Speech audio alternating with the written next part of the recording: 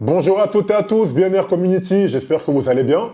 Aujourd'hui nous sommes jeudi, comme vous le savez, et le jeudi c'est Work and Rise. Work and Rise qui met donc en avant les professionnels du monde du basketball et au-delà du monde du sport. Donc Work and Rise, c'est maintenant.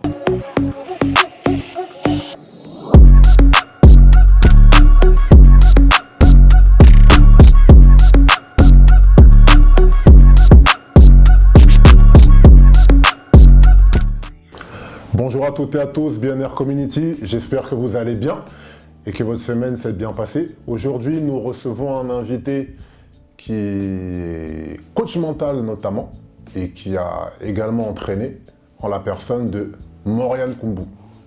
Salut Moryan, comment vas-tu? Dieu merci, ça va très bien et toi? Ça va très bien. On bosse, on essaie de bosser, on essaie de faire des choses. Voilà, en tout cas, merci d'avoir répondu à l'invitation.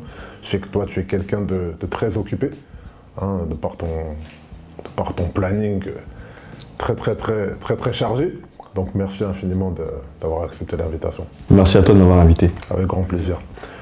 Si tu le permets, nous allons commencer. Donc, moi j'aurais une question qui est très simple. Moryan, qui es-tu? Alors, moi je suis qu'un simple homme. J'essaye aussi comme toi de faire mon travail. Mon chemin. Alors je suis un ancien sportif professionnel dans le basketball. Alors j'ai eu une carrière assez longue et très courte dans le basket. Alors j'ai fait mes débuts notamment en sport-études à Saint-Quentin, dans l'Aisne. Okay. Ensuite en centre de formation. Voilà. Ensuite j'ai intégré justement, pas en centre de formation, sport-études d'abord. Ensuite centre de formation de Reims. Dont j'ai évolué pendant 5 ans. D'accord. Voilà. Suite à ça, j'ai fait aussi dans ma carrière en fait, des apparitions en équipe de France, en présélection. D'accord. 85. D'accord, très bien. De la génération 85. Et pour finir ma carrière, j'étais international pour mon pays, du Congo en Afrique. Congo-Brazzaville. Exactement. J'imagine que ça devait être une grande fierté pour toi. Une très grosse fierté. Le jeu pour son pays, c'est ce qu'il y a de plus beau. C'est clair. Toi qui as pratiqué le basketball, qui a entraîné aussi, il me semble. C'est ça. Que penses-tu de la formation de nos jeunes en France? Alors, à présent, enfin aujourd'hui, la formation des jeunes en France, je pense qu'elle doit être plus structurée, justement pour l'avenir des jeunes générations. Notamment par rapport à tout ce qui est l'organisation en fait, du club. C'est ma vision, personnellement, justement, sans critique, en ramenant justement un côté positif et meilleur justement pour les améliorations à venir. Je pense que pour moi, c'est très important dans les centres de formation d'avoir un préparateur mental. Non pas seulement parce que je suis préparateur mental et que voilà, je viens faire ma pub ou quoi que ce soit, mais pour moi, c'est primordial. Primordial de nos jours parce que c'est très peu ancré dans la culture française et très peu connaissent justement les effets de la préparation mentale. Moi-même ayant été ancien sportif professionnel, je pense que si j'avais eu un préparateur mental justement durant ma carrière, eh ben, ça aurait changé énormément la donne, que ce soit dans ton jeu, que ce soit dans la construction identitaire. Et en tant qu'identitaire, en tant que sportif. Exactement, pour être en alignement avec soi-même et justement dans pas mal de secteurs et d'activités aussi. D'accord, très bien. Que dans le domaine perso, que ce soit dans le domaine perso, que dans le domaine professionnel aussi. D'accord. Comment tu as commencé le basket? Alors, j'ai commencé le basket à l'âge de 8-9 ans. Tout d'abord, c'est mon grand frère qui m'a initié dans ça. J'ai juste suivi, reproduit justement ce que faisaient les grands justement. Pour moi, je me suis inspiré de lui. Il jouait dans les terrains, dans les playgrounds, notamment à Montataire, dans l'Oise, que je suis 95. Non, 60. 60. Ah oui, l'Oise, oui. Je suis dans 60. Val d'Oise, voilà. Collé au 95. Okay. Et voilà, c'était mes grands frères justement qui jouaient dans les terrains. Et voilà, à l'époque, ils jouaient souvent avec Chris Morland et Pachilis Morland aussi, qui sont de ma génération et aussi en même temps de ma région. Et donc, je l'ai regardé faire, je l'ai regardé jouer, ça m'a inspiré. Et puis, je me suis dit, pourquoi pas. Et puis, c'est lui-même qui m'a inscrit, qui m'a mis dedans, qui m'a pris une licence. Qui ça? Mon frère, mon grand frère. D'accord, très bien. Il m'a pris une licence très jeune. J'ai fait les catégories poussin, benjamin, et puis minime, cadet. Et puis, j'ai monté les étapes. Les échelons au fur et à mesure. C'est ça, les échelons au fur et à mesure. D'accord, très bien. Très bien, très bien. Toi qui as joué de nombreuses années donc au basket, qu'est-ce que ce sport t'a apporté, toi en tant qu'individu? Alors, le basket m'a apporté beaucoup de choses. Il m'a apporté vraiment le partage déjà, de vivre en communauté justement avec d'autres sportifs qui sont d'autres régions. M'a appris aussi en tant qu'homme aussi. J'ai appris aussi beaucoup aussi des anciens joueurs ou certaines personnes justement aussi qui m'ont inspiré, des grands comme mon frère, etc. Et ça m'a apporté un réseau, une grosse communauté. À présent, je suis préparateur mental. Ça m'a aussi permis d'être ce que je suis aujourd'hui, coach mental, pour pouvoir aider et retransmettre aux jeunes générations aussi ce que moi j'ai appris. Ça marche. Toi qui es ancien donc international du Congo-Brazzaville, une fierté pour toi, hein, comme tu l'as dit tout à l'heure, ce qui peut se comprendre. Hein. Est-ce que tu peux nous dire aujourd'hui où en est le basket au Congo-Brazzaville, notamment sur le développement des jeunes? Alors dans le développement du jeune au jour d'aujourd'hui, le Congo-Brazzaville est toujours en pleine croissance. C'est pas évident, notamment par rapport à la pandémie qui se passe aujourd'hui, d'avoir des fonds. Le pays, certains jeunes n'ont pas la chance d'avoir les infrastructures qu'il y a notamment ici en France ou dans d'autres pays. Et c'est toujours en pleine croissance. Il y a des projets qui se mettent en place. Notamment moi je suis dans un projet justement pour aider les jeunes générations du pays, dans Elite Congo, que bientôt vous allez entendre très prochainement, pour justement faire émerger tout le potentiel des Congolais justement de Brazzaville. D'accord, très bien. Aujourd'hui tu es coach mental donc.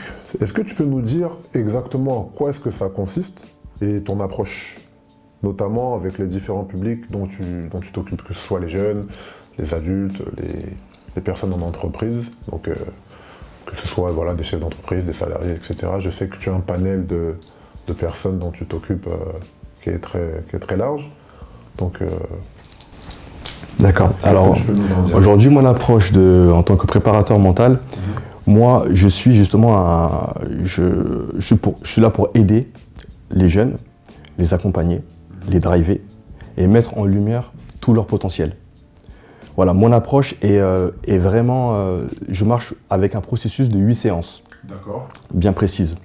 Donc automatiquement, il faut absolument que le jeune ou la personne, l'individu, quel que soit son secteur d'activité, vienne avec un objectif bien précis, dans le but d'atteindre son objectif, pour que lui-même puisse être responsable et autonome envers lui dans son secteur d'activité, soit dans sa compétition, soit dans sa ligne de vie, tout simplement. Moi, mon approche, c'est plutôt ça. Donc, je fonctionne avec 8 séances, vraiment, parce que c'est important, justement, de partir sur 8 séances, parce que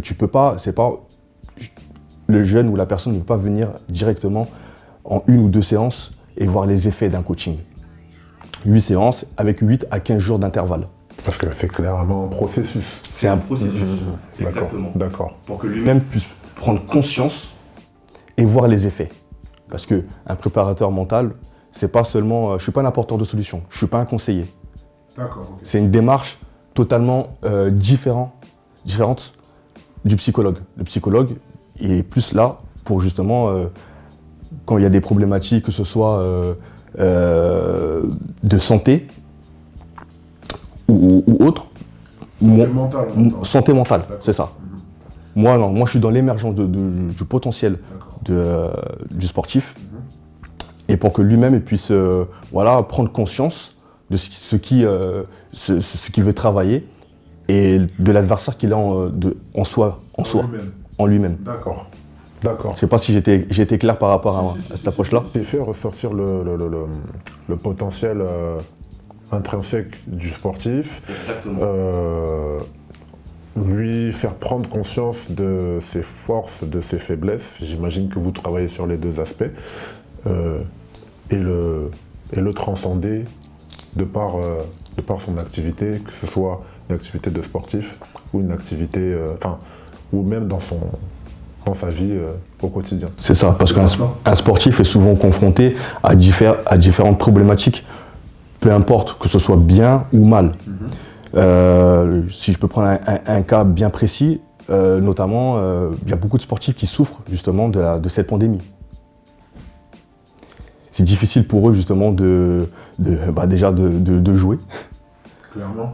Donc moi, en tant que préparateur mental, je suis là justement pour les aider justement à optimiser toutes leurs performances, même si ils sont dans des cas, dans des situations difficiles. D'accord. Ça peut être dans la gestion du stress, Ouais. ça peut être dans la gestion des émotions, D'accord. dans la confiance en soi, dans l'équilibre personnel, D'accord. ou bien dans la cohésion d'équipe. Ok. C'est-à-dire, beaucoup de sportifs, certains sportifs ont eu des problématiques que j'ai pu accompagner. Je parle vraiment de ce que j'ai pu accompagner jusqu'à présent. C'est notamment le manque de temps de jeu. Le manque de temps de jeu, la gestion du stress justement par rapport aux compétitions et par rapport au public. D'accord. Beaucoup sont confrontés, on n'en parle pas beaucoup, mais on a la pression du public, D'accord, ok. la pression du regard extérieur. Ok, d'accord. Ok. Donc moi, en tant que préparateur mental, je dois les préparer justement à leur match. Préparer pour que justement qu'ils ont déjà confiance en soi et qu'ils puissent prendre conscience de tout leur potentiel. Parce que y a beaucoup de sportifs justement sont en retrait et n'ont pas conscience de tout ce qu'ils sont capables de faire sur le terrain et de montrer tout leur potentiel, leur valeur. Leur potentiel. D'accord. Comme on dit, un sportif doit avoir plusieurs cordes à son arc. Tout à fait. Il ne peut pas rester justement sur ses valeurs, sur ses acquis. Donc il doit travailler sur lui-même, chercher justement la performance et élever le niveau. À chaque fois. D'accord. D'accord, très bien. Revenons maintenant purement au basket. Quel est ton regard sur la nouvelle génération? Alors, c'est-à-dire mon regard sur l'évolution du jeu, peut-être par rapport à une époque, la nôtre, on n'est pas trop loin en termes de génération. Déjà, c'est une génération totalement différente de certaines époques, parce que déjà les temps changent. Forcément. Aujourd'hui, on n'a pas la même vie qu'à l'époque, avec la pandémie justement. La condition mentale de beaucoup de sportifs ont évolué. Certains justement ont peut-être beaucoup plus de stress ou plus l'envie de jouer. D'accord. Moi, le regard que j'ai sur certains sportifs, c'est qu'ils sont très virtuels. Les réseaux sociaux, etc. Certains sportifs pensent que, notamment dans le basket, surtout dans le basket, qui est un sport qui est énormément porté sur le spectacle, très souvent, la plupart du temps, puisque forcément on a la référence de la grande NBA, donc forcément on a ce côté spectacle qui à un moment donné par exemple manquait en Europe, qui commence un peu à augmenter, notamment sur les compétitions pro ici en France. Mais c'est clair qu'on est dans une époque où clairement les réseaux ont pris une place. Puis je veux dire, l'avènement des réseaux sociaux, c'est de cette ère-là, c'est l'ère des nouvelles technologies, etc. Donc, mais il faut faire clairement avec, mais on se rend vraiment compte, je pense que tu seras d'accord que ça prend vraiment une place qui, à certains égards, qu'il ne faudrait pas. Ça prend un peu trop, ça mange un peu trop le pas sur l'essentiel, à savoir vraiment travailler simplement et pas seulement filmer des actions, des highlights, des machins, des trucs. C'est vrai, la génération d'aujourd'hui sont plus, sont pas dans la réalité. Ils sont pas dans la réalité. Ils s'associent beaucoup à certains joueurs, que que ce soit en NBA, que ce soit en France. Et Après, s'associer, tu sais, on peut s'associer, on a eu des modèles, je pense que tu en as eu aussi. Bon, s'associer, d'accord, associer par exemple son style de jeu, ou bien sûr. voilà. Mais de là. Mais ça veut pas dire que c'est toi-même qui joues. C'est exactement ça. Et c'est là, voilà. Là, je veux m'emmener parce que beaucoup de personnes, voilà, regardent LeBron James. Ah, c'est bon, j'ai vu 2-3 actions, il a fait tel dribble ou telle passe. Bon, bah écoute, c'est bon, je sais faire, je sais jouer au basket. Non. Ça. Ben, LeBron James s'entraînait tous les jours. LeBron James, il a un préparateur mental. LeBron James, il a un personnel trainer. LeBron James, il est suivi. Il a tout un staff médical derrière lui, justement pour pouvoir faire ce qu'il fait aujourd'hui. Comme il le fait tout le temps, dans la répétition, etc. C'est ça. Il s'entraîne tous les jours, c'est des sacrifices. Et bah, c'est bien, mais d'un côté c'est un peu malheureux, bah, voilà, avec la pandémie aussi qui n'aide pas aussi, la génération présente, ça perd un peu justement l'amour du jeu, l'amour le pur, et d'être vraiment pragmatique vraiment dans les situations du jeu. Oui, d'accord, clairement. Maintenant, parlons reconversion. Un coach mental que je connais m'a fait part d'une étude qu'il a effectuée et c'est alarmant. Tu vas comprendre pourquoi. J'ai hâte de savoir. Alors, sur 15 millions de licenciés en fédération sportive, environ 6 000 sont inscrits sur les listes ministérielles en tant que sportifs de haut niveau. Sur ces 6 000 licenciés, moins de 800 d'entre eux sont reconnus élites. Donc environ 200 sont accompagnés dans leur reconversion professionnelle. Ce qui fait 5 000 d'entre eux qui ne sont pas accompagnés sur leur après-carrière. Autrement dit, on est à 3,3% des sportifs de haut niveau qui sont accompagnés sur leur reconversion et 96% d'entre eux qui ne bénéficient d'aucun accompagnement. 96%. Qu'est-ce que tu peux nous... C'est des chiffres, moi, quand il m'en a fait part, mon ami qui a fait cette étude-là, je me suis dit, waouh, de quoi on parle en fait? 96%. Tu vois ça comment toi? C'est quoi ton ressenti? Tu en dis quoi? Moi je pense qu'il y a beaucoup, il y a la culture française aussi. Beaucoup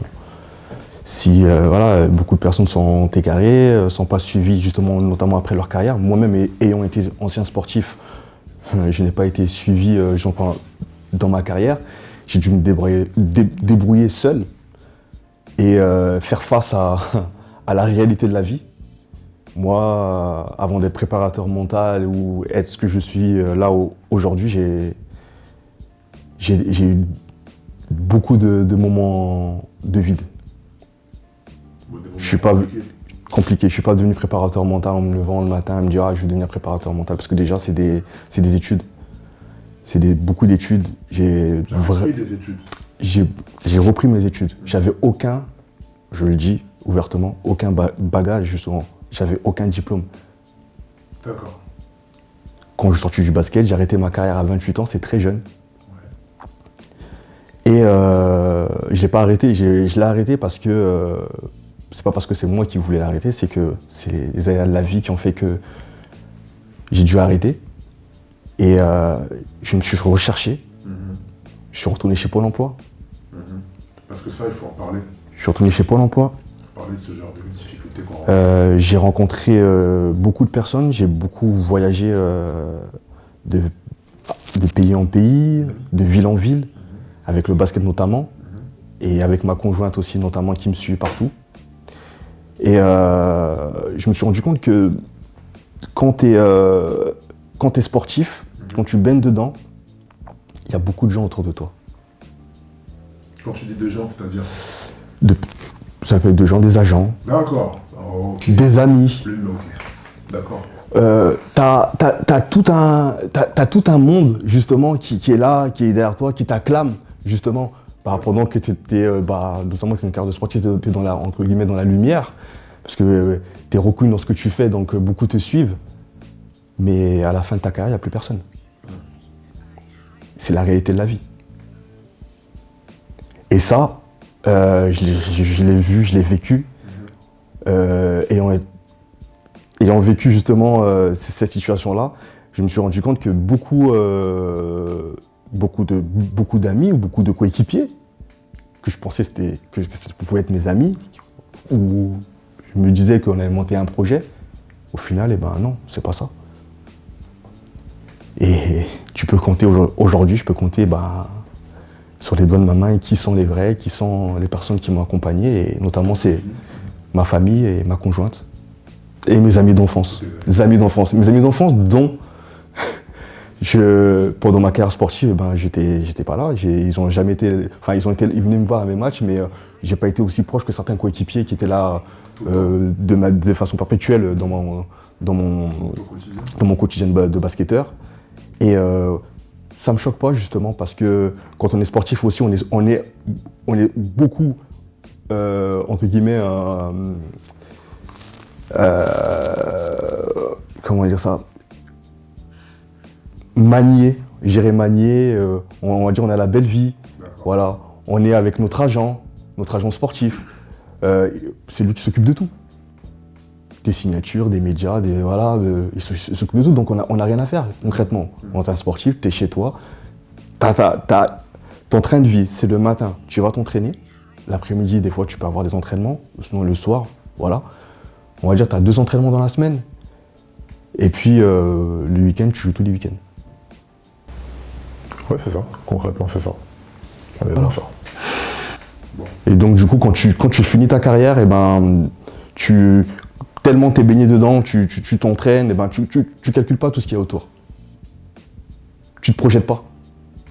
Tu vis à l'instant T. Et c'est quand ta carrière termine que tu réalises ce qui se passe. Tu te rends compte que tes amis, il y en a qui sont directeurs de grosses entreprises. Il y a des personnes qui sont peut-être qui sont pas plus âgés que toi, qui sont directeurs. Et quand tu te retrouves dans la réalité de la vie et aller travailler, moi-même, je l'ai vécu en tant que vendeur, je suis reparti à zéro comme j'avais aucun niveau d'études. Et on te dit, qu'est-ce que tu as fait pendant toutes ces années? Tu as 28 ans, tu n'as jamais travaillé. Je sais pas, j'étais basketteur. Basketteur, à la fin de carrière, il faut que tu te réveilles parce que ça ne paye pas. Ça ne va pas te payer les factures parce qu'une carrière de sportif, c'est pas éternel. C'est clair. D'accord. Donc, en gros, l'idée, c'est d'y penser le plus tôt possible. Concrètement. Il faut penser le plus tôt possible. Il faut avoir plusieurs cordes à son arc pour la jeune génération. Il faut, surtout aujourd'hui avec la pandémie, tout ce qui se passe, il faut vraiment être vraiment dans la réalité des choses. C'est bien d'être basketteur, mais il faut avoir, faut avoir un bagage aussi derrière. Il faut se projeter, il faut avoir des grosses perspectives d'avenir. Il faut laisser son orgueil de côté, parce que quand on est basketteur, on a de l'orgueil. Énormément d'ego, comme tu dis, énormément d'ego. Même à l'après-carrière, certaines personnes, tu peux les appeler, ils pensent encore qu'ils sont dans un terrain, ils disent « Ah non, je ne vais pas l'aider par exemple dans un projet ». Il y a beaucoup de personnes qui mènent des projets aujourd'hui dans le basket. Mais il y a combien qui s'entraident? T'en connais? Il doit y en avoir, forcément. Il doit y en avoir. Il y en a.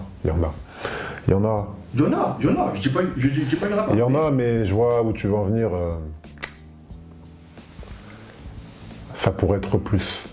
Il pourrait y avoir plus de synergie.